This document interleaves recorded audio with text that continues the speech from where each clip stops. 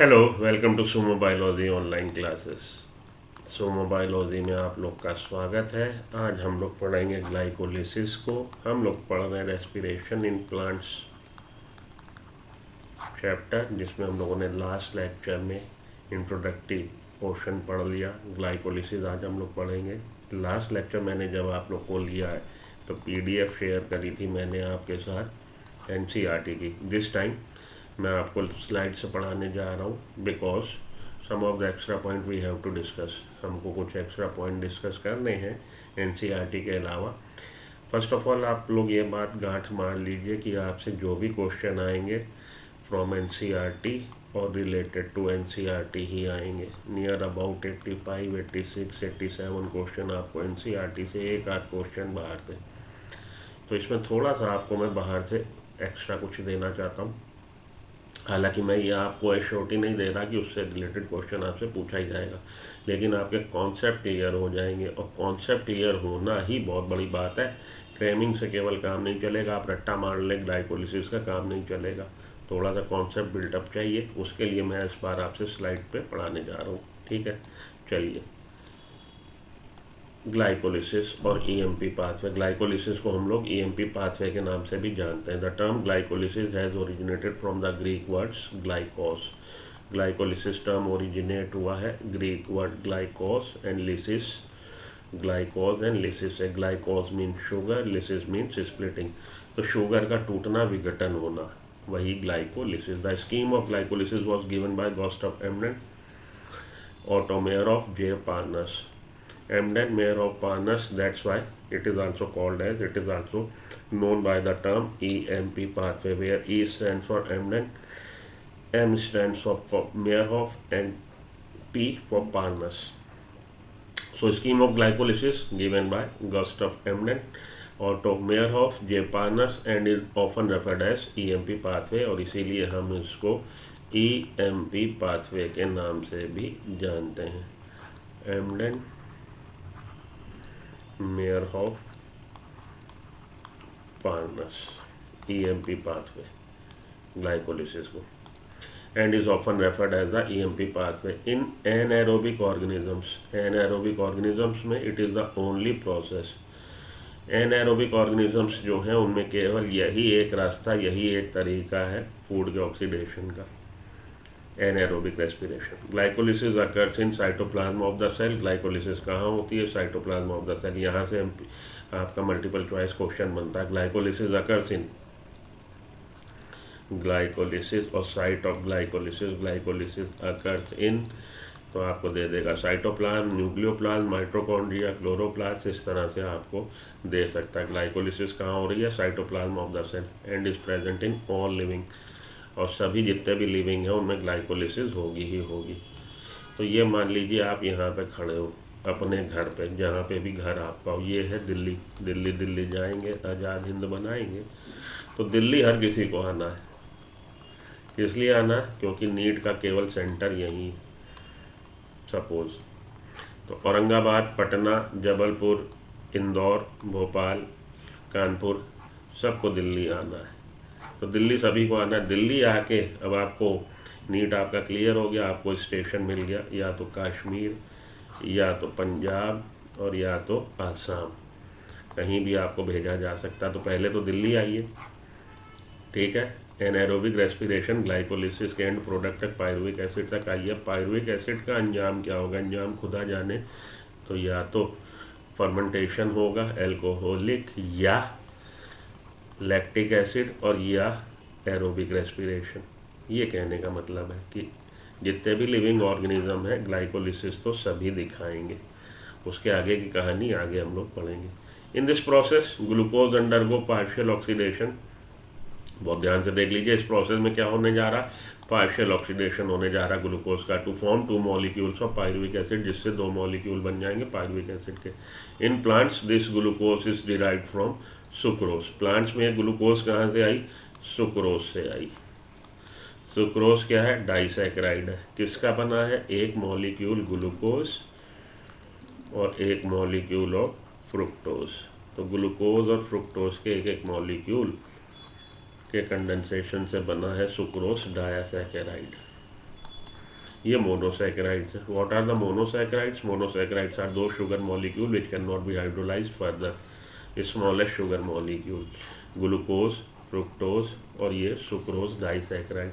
तो सुक्रोज से ग्लूकोज मिलेगी प्लांट को जलाने के लिए।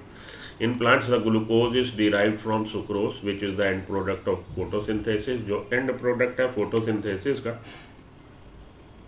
और फ्रॉम स्टोरेज कार्बोहाइड्रेट, और फ्रॉम स्टोरेज कार्बोहाइड्रेट। तो सुक्रोज से मिल सकती है शुगर या storage carbohydrate, that is starch. Plant storage किसका करते हैं? स्टार्च का। तो स्टार्च से ग्लूकोज और सुक्रोज से ग्लूकोज मिली प्लांट को जलाने के लिए। Sucrose is converted into glucose and fructose bye the enzyme invertase. Sucrose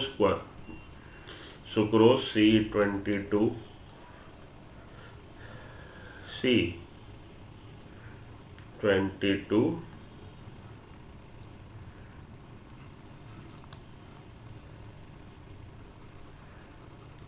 C12H22O11 plus H2O।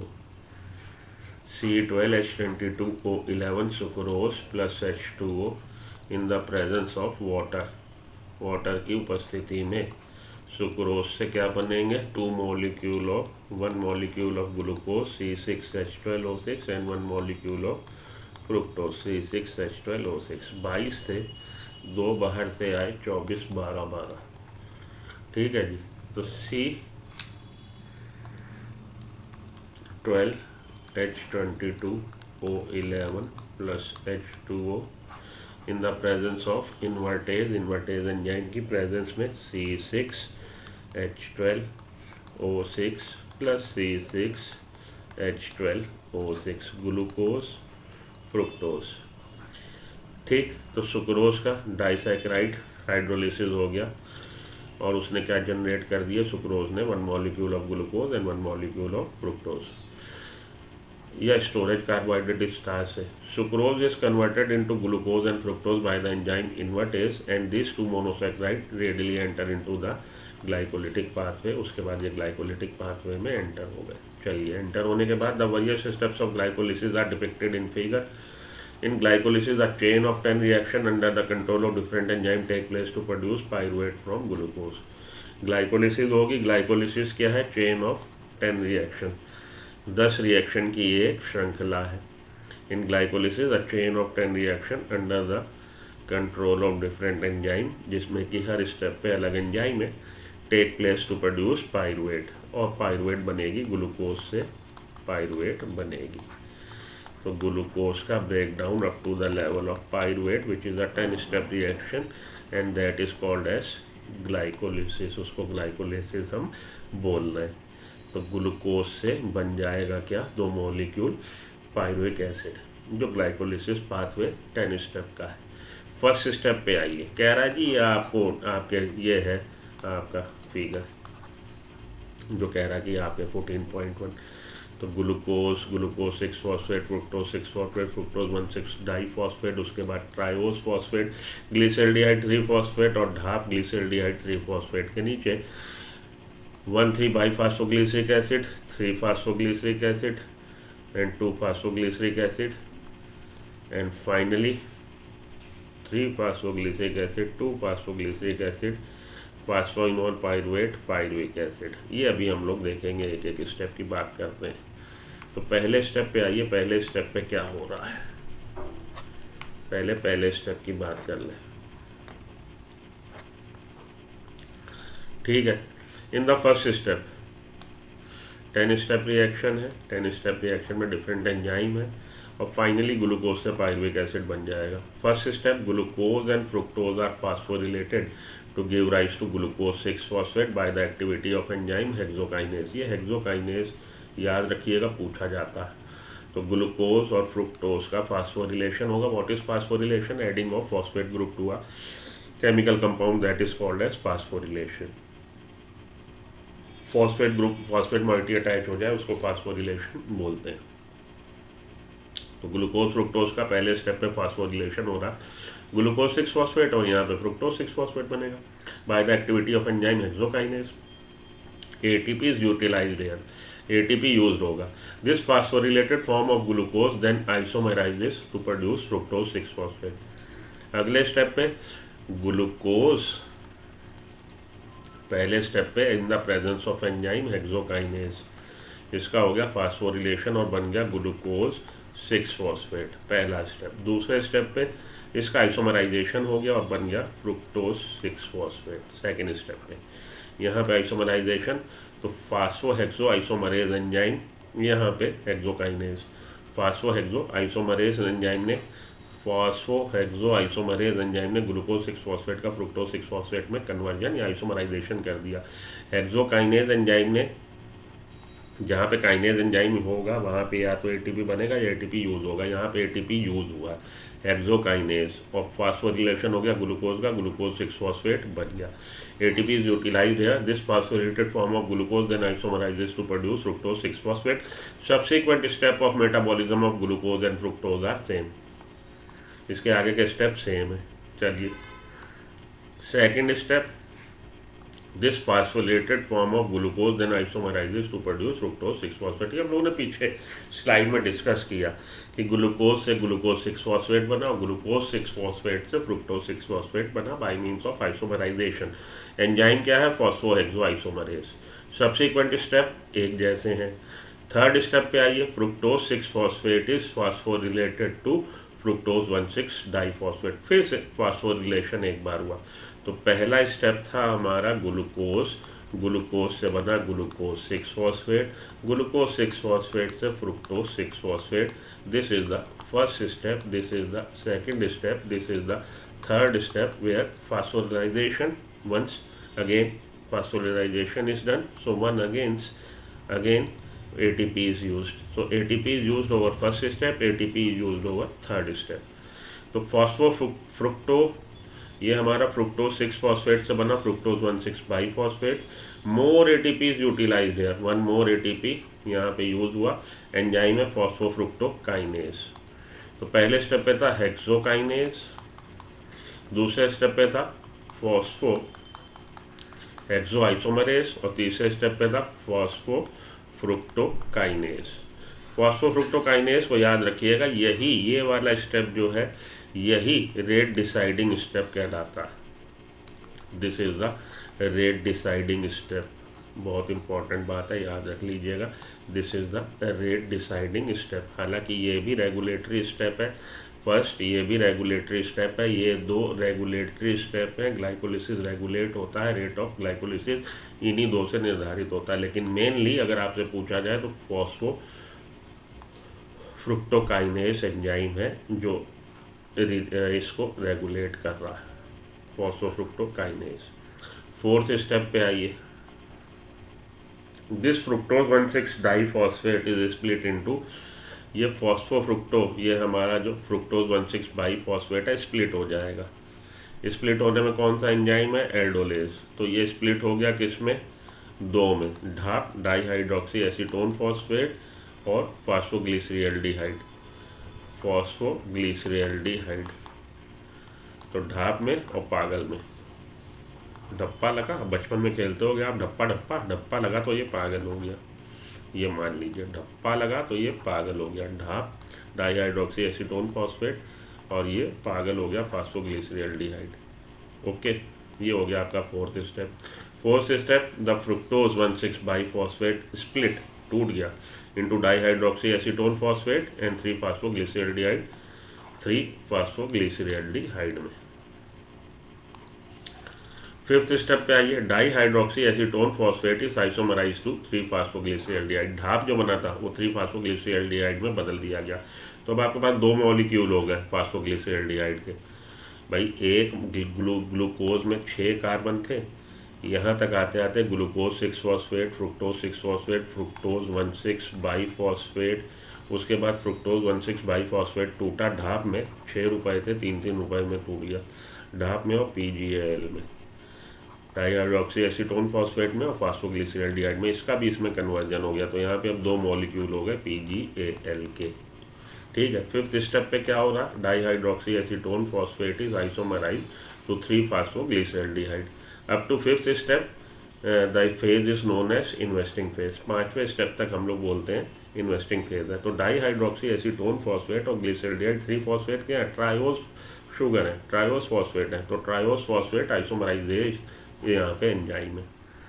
6 step पे आइए। There is one step where NADH is form from NAD+।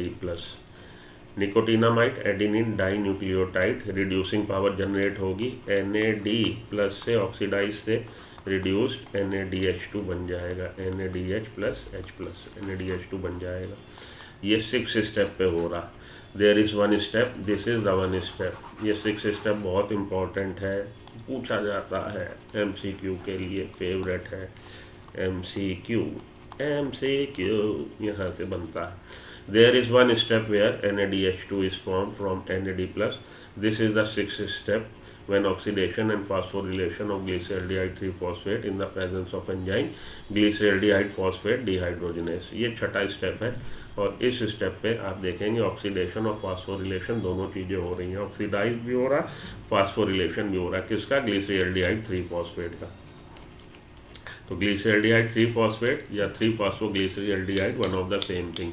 Glyceraldehyde three phosphate इसका oxidation भी हुआ, साथ के साथ फॉस्फोरिलेशन भी हुआ। तो glyceraldehyde three phosphate in the presence of enzyme glyceraldehyde phosphate dehydrogenase. Oxidation कैसे हुआ? By means of removal of hydrogen. और फॉस्फोरिलेशन कैसे हुआ? By means of addition of phosphate. Oxygen by means of removal of hydrogen remove and addition of phosphate one three biphosphoglyceric acid बन गया। NAD+ ने hydrogen donor की तरह काम किया, हाइड्रोजन रिमूव किए गए तो हाइड्रोजन एक्सेप्ट किसने किए? NAD+ ने। NAD+ ने हाइड्रोजन रिसीव की और वो क्या बन गया? वो बन गया रिड्यूसिंग पावर NADH2। ठीक है, तो यहाँ पे एंजाइम कौन सा है? यहाँ पे एंजाइम है glyceraldehyde phosphate dehydrogenase. Glyceraldehyde phosphate dehydrogenase, glyceraldehyde phosphate dehydrogenase. Oxidation भी हुआ, फॉस्फोरिलेशन भी हुआ। ग्लिसरॉल्डिहाइड फॉस्फेट डिहाइड्रोजिनेस एंजाइम यहाँ पे है। ओके, चलूँ आगे। तो 6 स्टेप वो स्टेप है जिस पे आपकी रिड्यूसिंग पावर जनरेट हो रही है। 2 redox potentials are removed from PgAl and transfer to molecule of NAD+। Redox potential हम लोग बोलते हैं ऐसा एजेंट, ऐसा reducing can be defined as the redox equivalent can be defined as the amount of reducing agent that releases one molecule of electron. One electron को remove करने वाला redox equivalent is defined as amount of reducing agent, उतना reducing agent जो एक electron को remove कर सके। तो 2 हाइड्रोजन से 2 इलेक्ट्रॉन निकल सकते हैं, इसलिए हम लोग बोल रहे हैं 2 reducing equivalent are remove. 2 reducing equivalent remove हुए। 2 redox equivalent are remove from PgAl phosphoglyceraldehyde and transfer to NADH2। 1 redox equivalent, what is redox equivalent? Redox equivalent is the amount of reducing agent that can release one mole of electron। ठीक, चलिए आगे। तो redox equivalent, 2 redox equivalent remove हुए किससे? PgAl फॉस्फोग्लिसरॉल्डिहाइड से। किसने accept कर लिए? NAD+ ने एक्सेप्ट कर लिए।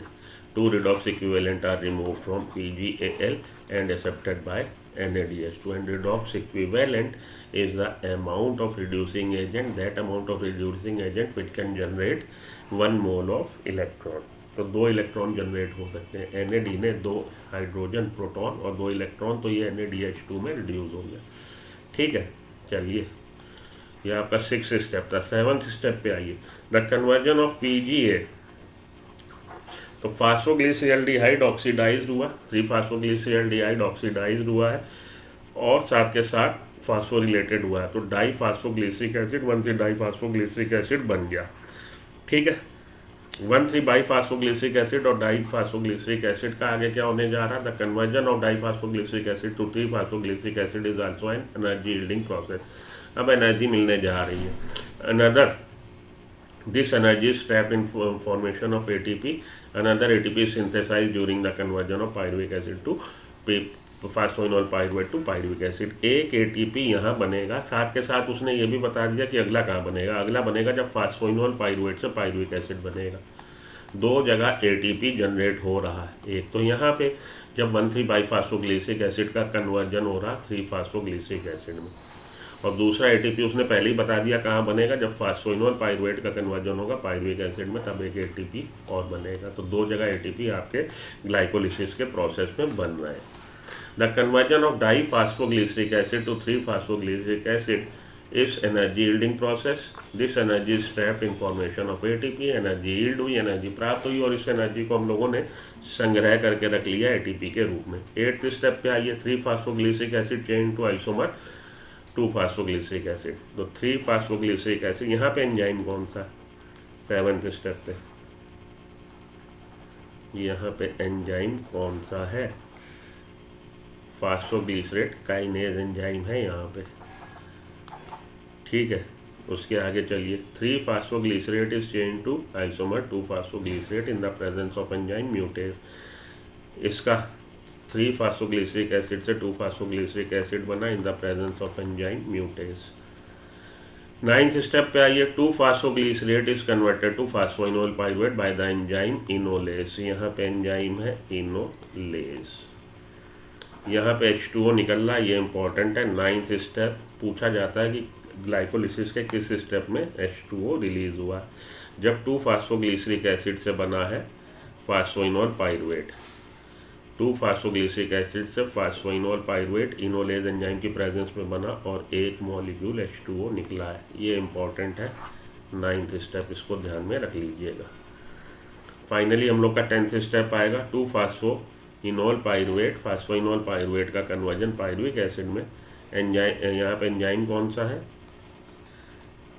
फास्फोइनोल काइनेज, काइनेज एंजाइम यहाँ पे होगा और हमारा बन जाएगा पाइरुविक एसिड, और एक एटीपी यहाँ से भी जनरेट होगा, ठीक। अगले स्टेप पे आइए, 10th step, during formation of phosphoenol pyruvate it picked up energy, it helps in the production of ATP by means of substrate level phosphorylation. The enzyme is pyruvate kinase.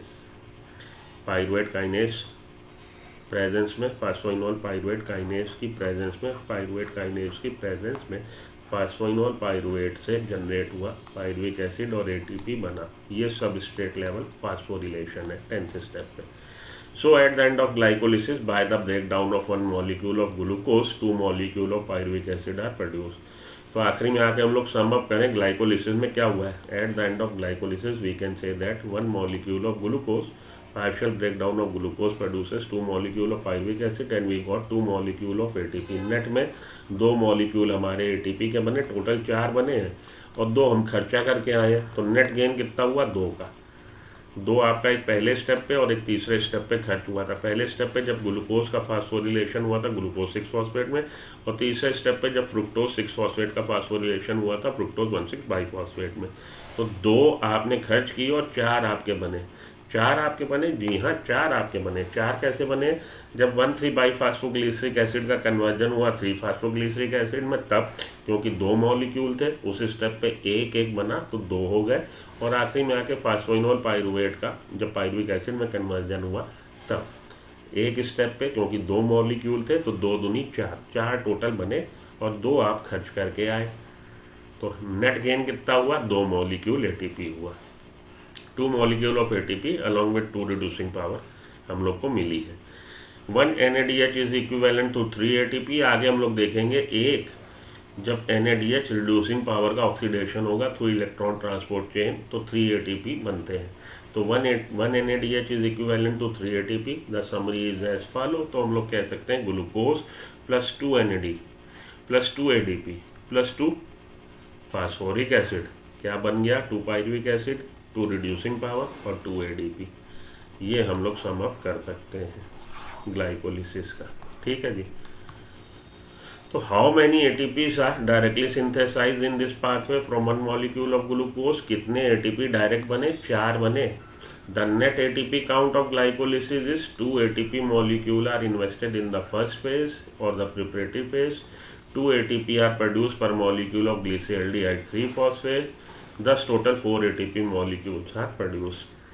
तो 2 ATP आपके खर्च हुए थे, आपने invest किए थे, 2 ATP produce हुए पर molecule of glyceraldehyde 3 phosphate, 2 molecule produce हुए, 2 एटीपी प्रोड्यूस हुए, 2 एटीपी प्रोड्यूस हुए हैं पर मॉलिक्यूल ऑफ ग्लिसरॉल्डिहाइड 3 फॉस्फेट के एक मॉलिक्यूल से पायरुविक एसिड बनने तक, क्योंकि 2 जगह पे एटीपी बनते हैं 2, तो 2 ग्लिसरॉल्डिहाइड 3 फॉस्फेट थे आपके पास।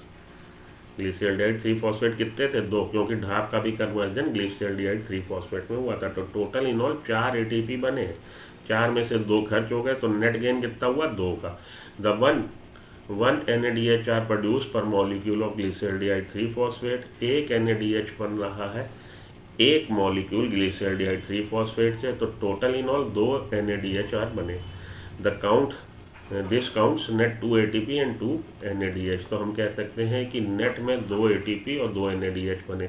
Pyruvic acid is the key product of glycolysis. Pyruvic acid glycolysis का की प्रोडक्ट है। तो अब ये वाला जो है, ये मेरा आप लेक्चर पॉज करके इसकी फ़ोटो ले लीजिएगा। फर्स्ट स्टेप रेगुलेटरी स्टेप है, और उसके बाद ये वाला स्टेप आपका फ्रुक्टोज 1,6 बाईफॉस्फेट काइनेज वाला, ये आपका मेन डिसाइडिंग स्टेप है जो उसके रेट को निर्धारित करेगा। Phospho fructo isomerase regulatory step, इसको आप भूल जाओ, इसको ना ध्यान रखो, इसको ध्यान रखो आप, और इसको ध्यान रखो। And the main step that regulates the rate of glycolysis, that is this step, third step. Phosphofructokinase is the main enzyme that regulates the rate of photosynthesis. Okay, that rate of glycolysis, photosynthesis in glycolysis. While studying the step of glycolysis, please note the step at which utilization of synthesis of ATP take place. तो utilisation कहाँ हुआ? ATP is utilized in 2 steps. First in the conversion of glucose 6-phosphate into glucose 6-phosphate, and second is the conversion of fructose 6-phosphate into fructose 1,6 biphosphate. और जनरेट कहाँ पे हुआ? Fructose 1,6 biphosphate split into dihydroxy acetone phosphate and 3 phosphoglyceraldehyde. When phosphoglyceraldehyde, इसका जब हुआ क्या जी? ऑक्सीडेशन और रिड्यूसिंग पावर जनरेट हुई। ऑक्सीडेशन के साथ हुआ फास्फोरिलेशन, और इसने बना दिया 1,3-बाईफास्फोग्लिसरिक एसिड, 1,3-बाईफास्फोग्लिसरिक एसिड, तब रिड्यूसिंग पावर जनरेट हुई है। ये बात ध्यान में रखिएगा। We find that there is one step where NADH is formed from NAD. This is when 3-phosphoglyceraldehyde is converted to 1,3-biphosphoglyceric acid. Oxidation and phosphorylation take place. PGL is oxidized with inorganic phosphate to get converted into dihydroxyphosphoglyceric acid or 1,3-biphosphoglyceric acid. The conversion of 1,3-biphosphoglyceric acid to 3-phosphoglyceric acid is energy yielding process.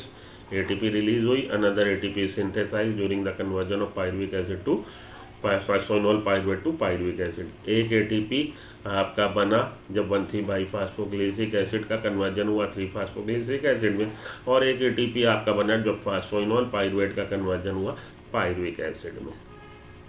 7th and 10th step are the example of substrate level phosphorylation. तो 7वां step and 10th step, 7th and 10th step are the example of substrate level. देखिए substrate level याद रखिएगा, term पूछा जाता है आपसे कि कितनी जगह आपका substrate level phosphorylation in glycolysis, how many substrate level phosphorylation take place? 2। At which step? 7th and 10th। और 7th and 10th स्टेप क्या है? 7th है 1,3-बाईफास्फोग्लिसरिक एसिड का जब कन्वर्जन हुआ 3-फास्फोग्लिसरिक एसिड में, और फास्फोइनोल पाइरुवेट का कन्वर्जन हुआ पाइरुविक एसिड में।